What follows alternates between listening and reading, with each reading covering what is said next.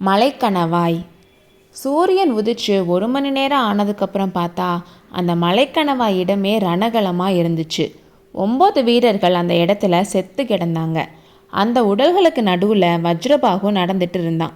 அவங்க உடல்களை புரட்டி பார்த்தும் அவங்க ட்ரெஸ்ஸில் ஏதாச்சும் இருக்குமான்னு எதையோ தேடிட்டு இருந்தான். கொஞ்சம் தூரத்தில் இருந்த பாறையில் பரஞ்சோதி உட்கார்ந்துட்டு இருந்தான். அவனோட முகத்தில் சோர்வும் அருவருப்பும் கலந்து இருந்துச்சு. கொஞ்ச நேரத்துக்கு முன்னாடி நடந்த சம்பவத்தை பரஞ்சோதி நினச்சி பார்த்தான். சளுக்க வீரர்களில் 3 பேரை பரஞ்சோதியும் 5 பேரை வஜ்ரபாகுவும் யமலோகத்துக்கு அனுப்புனாங்க. அவங்களுக்கு கொஞ்ச தூரத்தில் நின்றுட்டு இருந்த 9வது வீரன் சண்டை போடாமல் குதிரையை திருப்பிட்டு ஓட பார்த்தான். அப்போ வஜ்ரபாகு குறி பார்த்து வேலை ஏறிய அது அவனோட முதுகில் குத்தி அவனும் செத்து கீழே விழுந்தான். அது வரைக்கும் வஜ்ரபாகுவோட வீரத்தை வியந்து பார்த்துட்டு இருந்த பரஞ்சோதிக்கு இதை பார்த்ததும் வெறுப்பு வந்துச்சு. ஓடுறவன் முதுகில் வேல் எறிகிறது ஒரு வீரமானு வஜ்ரபாகுவை மனசுக்குள்ளேயே திட்டினான். திடீர்னு வஜ்ரபாகு கொடுத்த ஒரு சத்தத்தை கேட்டு பரஞ்சோதி திரும்பி பார்த்தப்போ வஜ்ரபாகு கையில் ஒரு ஓலையை வச்சுட்டு படிக்கிறத பார்த்தான். அப்புறம் சீக்கிரமாக வந்து பரஞ்சோதி உட்கார்ந்துட்டு இருந்த பாறைக்கு பக்கத்தில் இருந்த அவனோட குதிரையில் ஏறினான். பரஞ்சோதி எந்திரிக்காமல் உட்கார்ந்துட்டு இருந்ததை பார்த்துட்டு, தம்பி நீ வரலையான்னு கேட்டான். பரஞ்சோதி கோவமும் அருவருப்பும் கலந்து வஜ்ரபாகுவை பார்த்துட்டு மறுபடியும் தலையை திருப்பிக்கிட்டான்.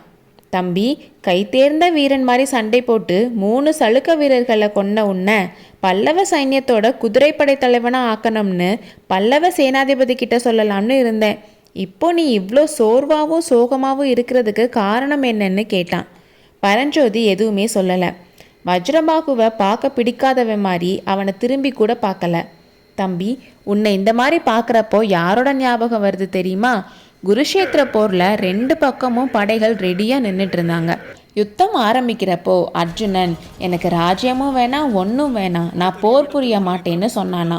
இப்போ உன்னை பார்த்தா அர்ஜுனன் மாதிரியே இருக்குன்னு சொன்னான். அர்ஜுனன்ற பேர் காதில் விழுந்ததும் பரஞ்சோதி வஜ்ரபாகுவை பார்த்தான்.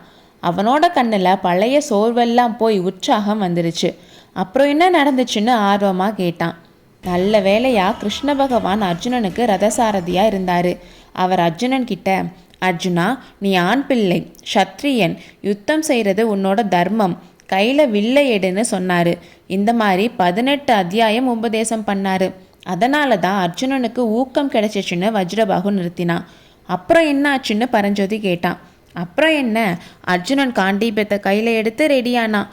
கிருஷ்ண பகவான் பாஞ்சஜைன்யம்ன்ற சங்கை எடுத்து பூம் பூம்னு ஊதினாரு. உடனே மகாபாரத யுத்தம் ஆரம்பிச்சிச்சு. யுத்தம் எப்படி நடந்துச்சுன்னு பரஞ்சோதி கேட்டான்.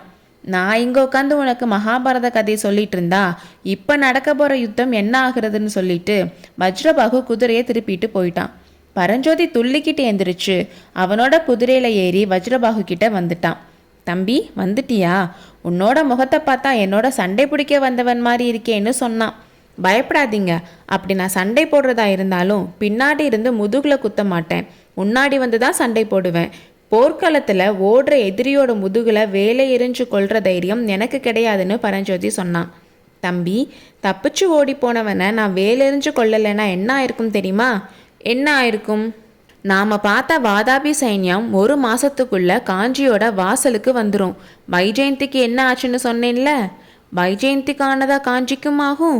பல்லவ சைன்யம் எங்கே இருக்குது? மகேந்திர சக்கரவர்த்தி எங்கே போனார்? அதுதான் மர்மமாக இருக்குது தம்பி. காஞ்சியிலேருந்து கிளம்பின மகேந்திர சக்கரவர்த்தி எங்கே போனார்னு யாருக்கும் தெரியலை. அவர் இன்னும் பல்லவ சைன்யத்தோட பாசறைக்கும் வந்து சேரலையாம்னு சொன்னான். பரஞ்சோதி கொஞ்ச நேரம் அமைதியாக இருந்துட்டு, ஐயா, அப்புறம் அர்ஜுனன் என்ன செய்தான் சொல்லுங்கள் என்று கேட்டான். அடுத்த அத்தியாயத்தில் சந்திப்போம்.